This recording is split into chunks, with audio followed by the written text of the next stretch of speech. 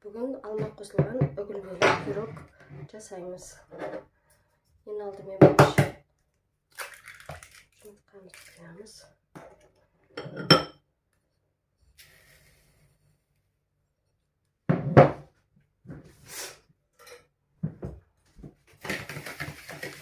Қантымызды араластырамыз.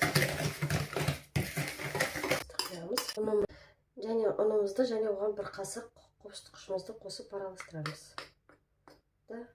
Қамырымызды илейміз.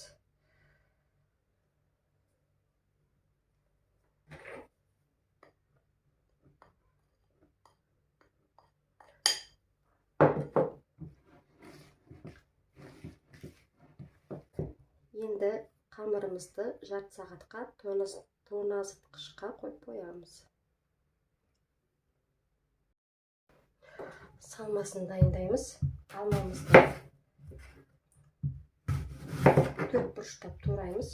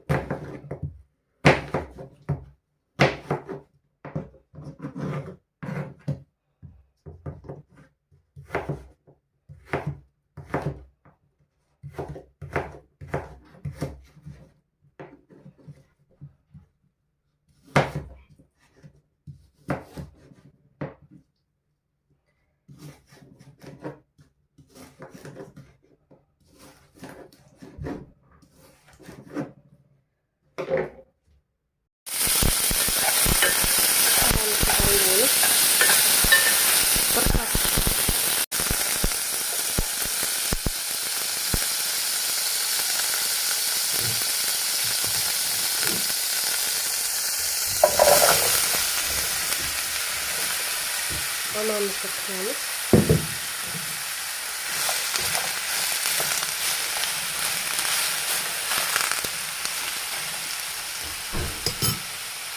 Және қантымызды қосамыз.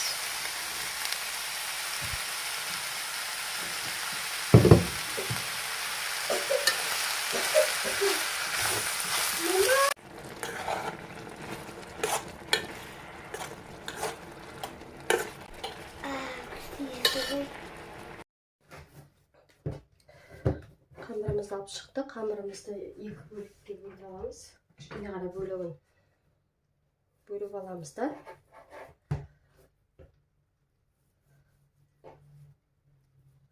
Қалған бөлігін тоңазытқышқа салып қоямыз.